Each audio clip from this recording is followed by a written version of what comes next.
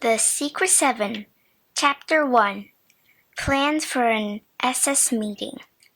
"We'd better have a meeting of the Secret Seven," said Peter to Janet. "We haven't had one for ages." "Oh, yes, let's," said Janet, shutting her book with a bang. "It isn't that we've forgotten about the society, Peter. It's just that we've had such a lot of exciting things to do in the Christmas holidays we simply haven't had time to call a meeting." "But we must," said Peter. "It's no good having a secret society unless we use it. We'd better send out messages to the others." "5 notes to write," groaned Janet. "You're quicker at writing than I am, Peter. You write 3 and I write 2. "Woof!" says Scamper the Golden Spaniel. "Yes, I know you'd love to write one too if you could," said Janet, patting the silky golden head. "You can carry one in your mouth to deliver. That can be your job, Scamper."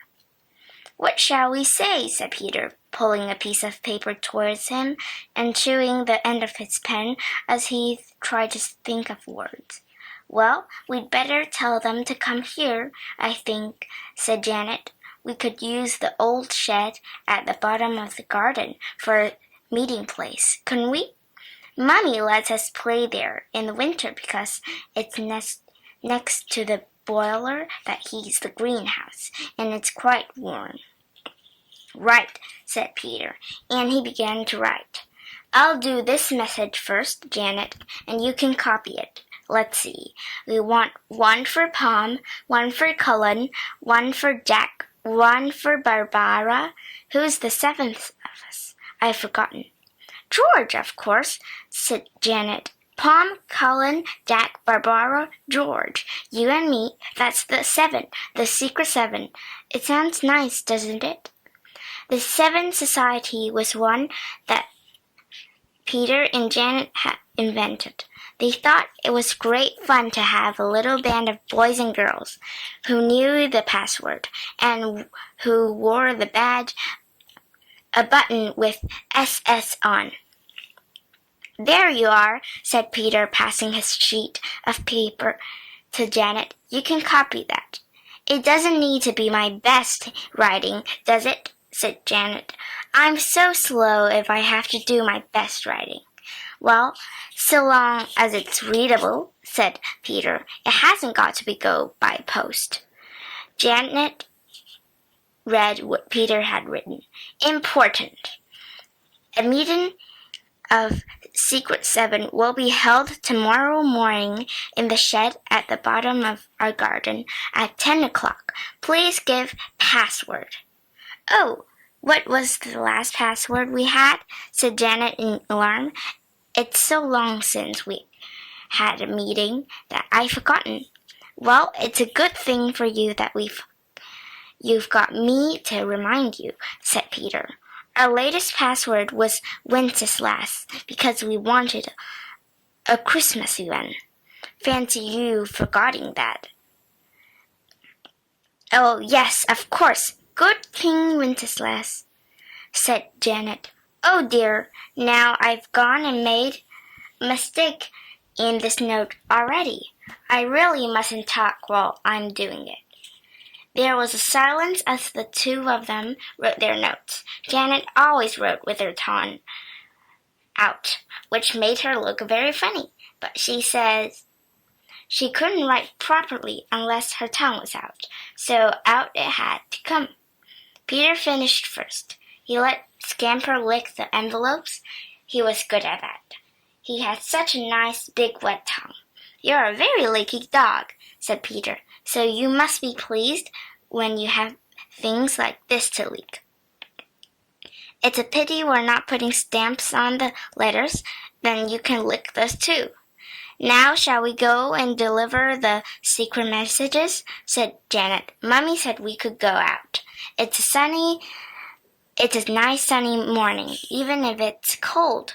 "Woof, woof," said Scamper, running to the door when he heard the word out. He pawed at the door impatiently. Soon The three of them were out in the frost and snow.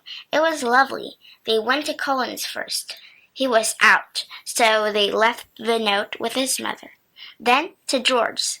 He was in and was very excited when he heard about the meeting to be held in the shed. Then to Pom's. Jack was there too, so Peter left 2 notes. Then there was only Barbara left. She was away. "Bother!" said Peter, but when he heard she was coming back that night, he was pleased. Will she be able to come and see us tomorrow morning?" he asked Barbara's mother, and she said yes, she thought so. "Well, that's all 5, said Janet as they turned to go home. "Come on, Scamper, we'll go for a run in the park." They had a lovely time in the park, throwing snowballs and making tracks in the crisp new snow. Scamper discovered a frozen pond. He stepped on to the ice, but his legs slid out from under him. He struggled to stand up, but couldn't. In the end, the laughing children had to haul him off the pond. Scamper was cross.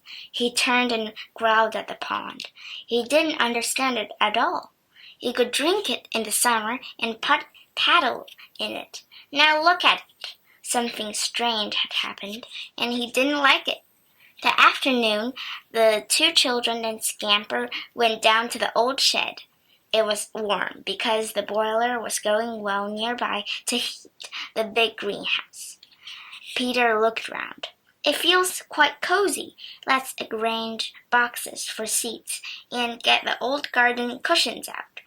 And we'll ask Mummy if we can have some lemonade or something, and biscuits. We'll have a really proper meeting."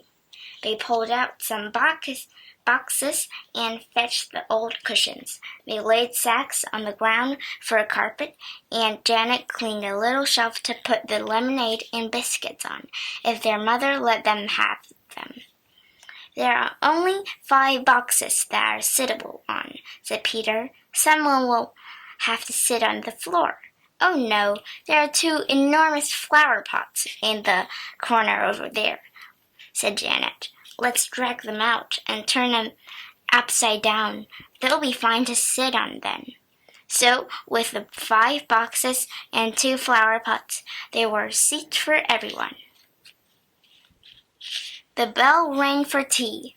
"Well, we've just finished nicely," said Peter. "I know what I'm going to do tonight, Janet." "What?" said Janet. "I'm going to draw 2 big letters SS, said Peter, "and color them green. Cut them out, mount them on cardboard, then stick them to the door of the shed." "Oh, yes, SS Secret 7, said Janet. "That will be grand."